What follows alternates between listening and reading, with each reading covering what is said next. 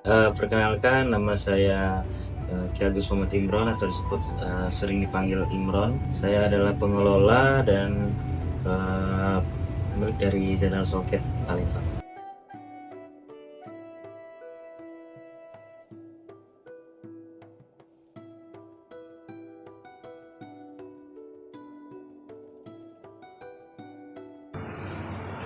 Jadi soket itu sebenarnya sudah ada dari zaman kerajaan Sriwijaya dulu ya.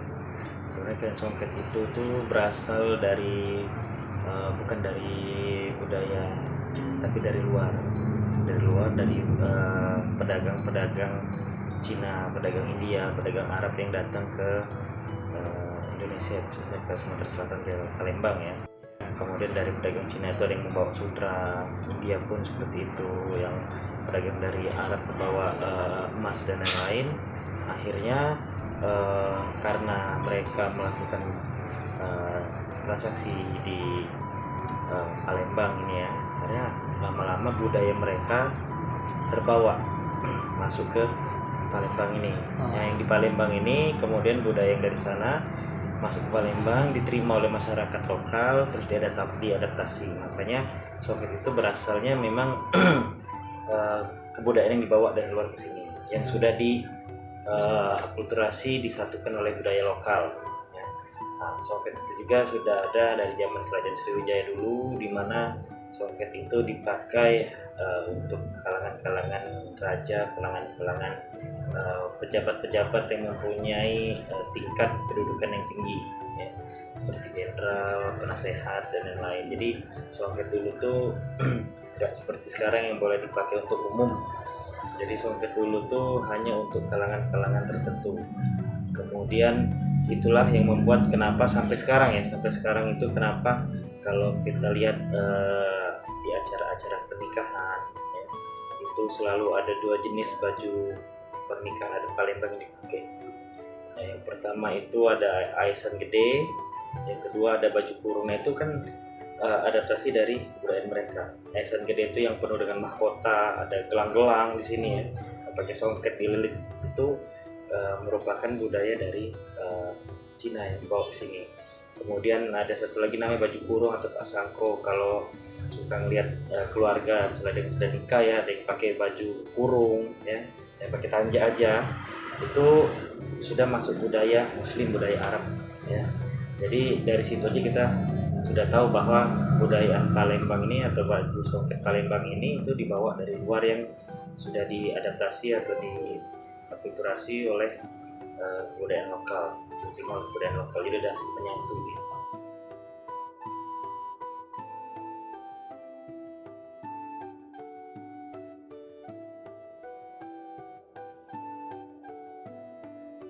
Kalau untuk motif itu sama dari dulu sampai sekarang itu motifnya sama, karena yang diperjualbelikan juga itu motif-motif yang memang sudah ciri khas, sudah pakemnya motif Palembang. Yang berbeda itu ialah warna. Nah, permainan warna di kain soket dulu kan, soket itu hanya warnanya merah marun sama benang emas, hanya itu aja warnanya.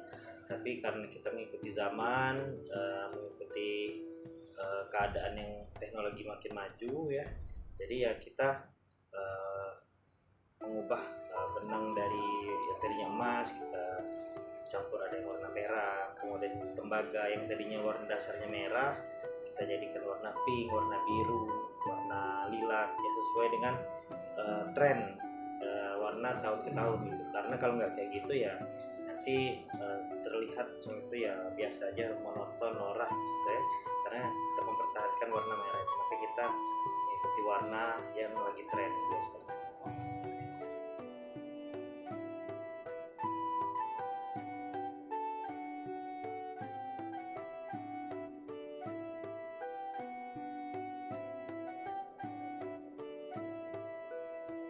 Ya itu tadi, kita tetap mempertahankan motif yang lama, sama ya menggunakan warna-warna baru, warna-warna baru yang ngikutin zaman ya, biar soket itu gak hanya generasi yang dulu tapi generasi yang muda sekarang dia juga tetap atau senang melihat soket.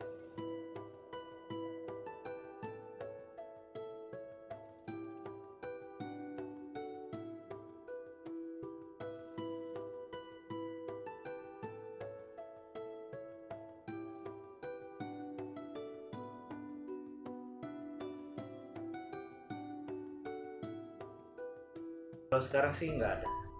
Kalau sekarang itu siapapun bisa make, ya siapapun boleh make. Tapi pada zaman dulu tuh nggak boleh sembarangan make. Contohnya itu ada namanya motif naga besaung ya. Naga besaung itu dulu hanya dipakai untuk kalangan raja. Kalau sekarang naga besaung itu biasa dipakai untuk pengantin. Ya, untuk para pengantin itu biasanya memakai motif naga besaung ya atau naga bertarung, karena mereka itu pada saat acara pernikahan pengantin itu dianggap sebagai raja dan ratu sehari. Jadi mereka harus memiliki atau memakai soket yang lebih mewah daripada tamu undangan. Itu maknanya, artinya.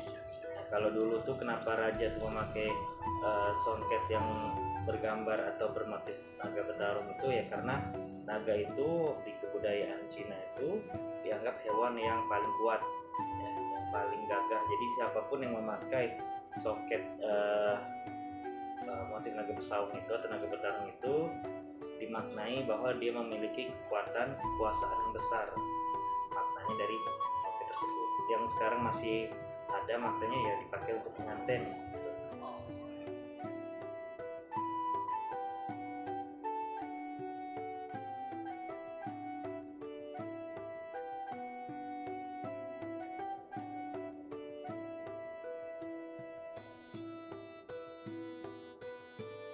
Awal mula museum ini kurang lebih dibuka itu 10 sampai 12 tahun yang lalu ya, sekitar tahun 2014 2013 ya, dibuka. Dan museum ini merupakan museum pribadi yang dibuka untuk memperkenalkan soket itu, bahwa soket itu memang sudah ada dari zaman dahulu.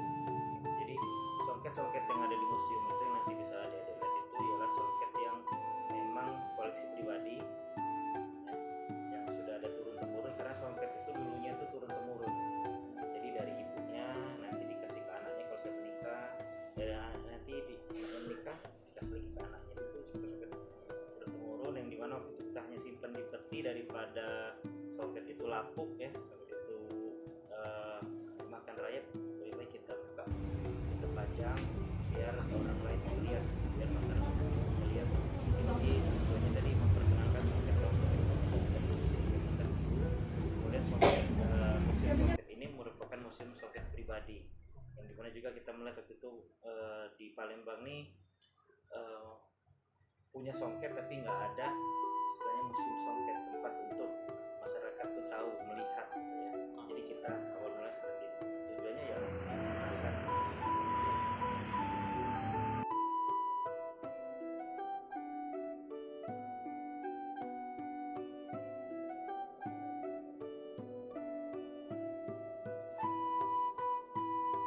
Kalau untuk wanita songket itu dipakai untuk kain dan selendang ya, kain selendang. Sedangkan untuk laki-laki itu dipakai untuk rumpak, dan tanya rumpak itu hanya sebatas pinggang ke dengkul.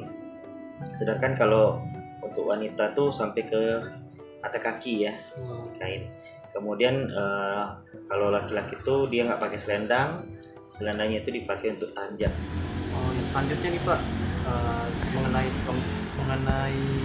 songket juga, bagaimana sih proses atau metode pembuatan kain songket yang ada di koleksi museum ini Pak? Kalau songket itu kan kalau di kita buat itu kurang lebih 3 bulan ya. Nama alat pembuatan songket itu namanya dayan ya, namanya dayan. Kemudian peralatannya itu ada yang namanya beliro, kemudian suri kain, pelipiran, penyincing ya, kemudian ada lidi motif, ada benang sutra itu benang dasar dalam membuat songket. Kemudian ada benang pakan atau benang kedua setelah benang sutra. Kemudian ada benang emas ya, benang emas. Itu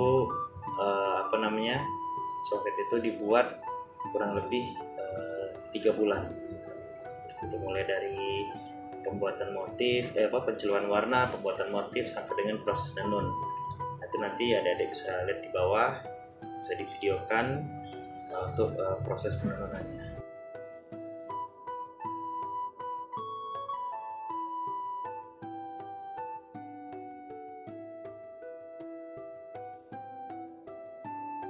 Jadi kalau umumnya jenis songket itu cuma ada 3.